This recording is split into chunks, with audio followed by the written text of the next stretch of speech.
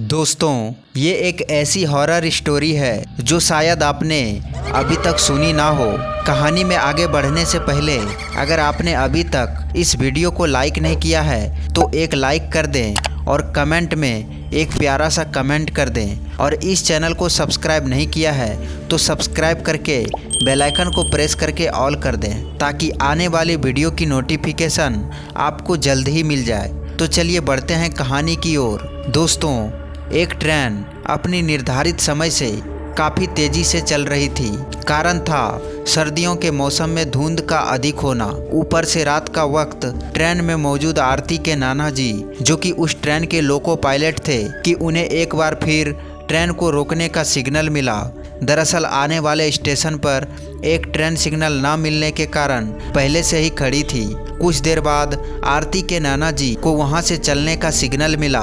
तभी उन्होंने ट्रेन का इंजन स्टार्ट किया और चलने से पहले चेतावनी के तौर पर ट्रेन का हॉर्न बजाया ताकि अगर कोई भी ट्रेन की पटरी के आसपास हो या पटरी पर हो तो वहां से हट जाए। 3 बार हॉर्न बजाने के बाद वो आगे बस चलने ही वाले थे कि उनकी नज़र सामने पटरियों पर गई, जहां उन्होंने देखा कि पटरियों पर कोई लेटा हुआ है। यूँ तो धुंध की वजह से कुछ साफ नहीं दिख रहा था, मगर ट्रेन की लाइट से पता चल रहा था कि कोई तो है जो सफ़ेद कपड़े पहने पटरियों पर लेटा है। आरती के नाना जी उसे वहां देखकर हैरान थे।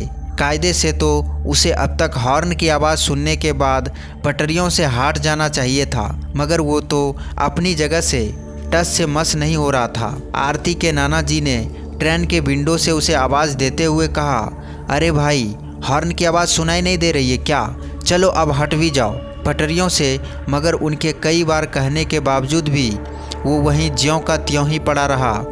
अब आरती के नाना जी को गुस्सा आने लगा था। वो मन ही मन सोच रहे थे कि कैसा आदमी है ये, इतनी तेज़ी से हॉर्न की आवाज़ से भी इसे कुछ फर्क नहीं पड़ा। वो ये सोचते हुए ट्रेन से नीचे उतरे और वो उसकी ओर बढ़ गए। जब आरती के नाना जी उसके करीब पहुँचे तो उन्हें पता चला कि वो एक 15 से 16 साल तक का लड़का है। आरती के नाना जी ने फिर से उस लड़के से कहा, तुम्हें मेरी ही ट्रेन मिली है मरने के लिए? ये बोलते हुए आरती के नाना जी आगे बढ़ रहे थे कि वो लड़का एकदम से खड़ा हो गया। उस लड़के को खड़ा होता देख आरती के नाना जी एकदम से रुक गए। आरती के नाना जी भी अभी उस पर चिल्ला ही रहे थे। वो लड़का अजीब सी चाल में उनकी ओर बढ़ने लगा।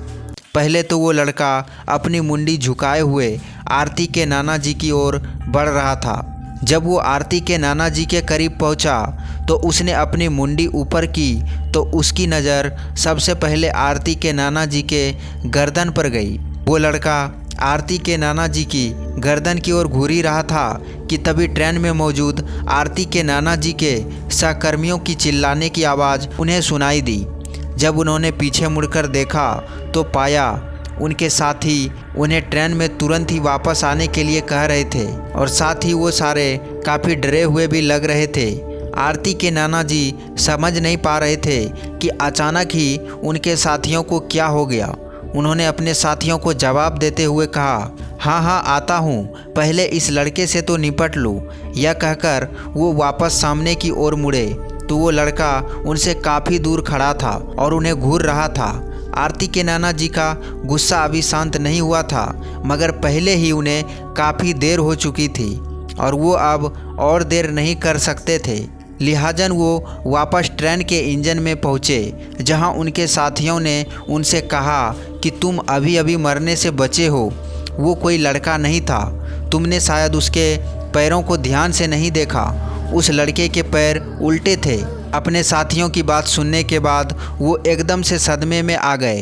तभी उन्होंने मामले की गंभीरता को समझते हुए तुरंत ही ट्रेन स्टार्ट की और वो वहाँ से निकल गए। मगर रास्ते भर उनके मन में एक ही ख्याल आ रहा था कि वो तो मुझे कुछ भी कर सकता था। तभी उन्हें ध्यान आया कि वो लड़का उनकी गर्दन की तरफ देख रहा था। फिर जब उन्होंने अपनी गर्दन पर हाथ फेरा तो उन्होंने पाया कि उन्होंने अपने गले में बजरंगबली का एक लॉकेट पहना हुआ है। तभी उन्हें एहसास हुआ कि शायद उनकी जान बजरंगबली की वजह से बच गई। तो दोस्तों, इस कहानी में बस इतना ही। अगर आपको ये स्टोरी पसंद आई हो तो इस वीडियो को एक लाइक कर दें और चैनल पर नए हैं तो सब्सक्राइब कर दें।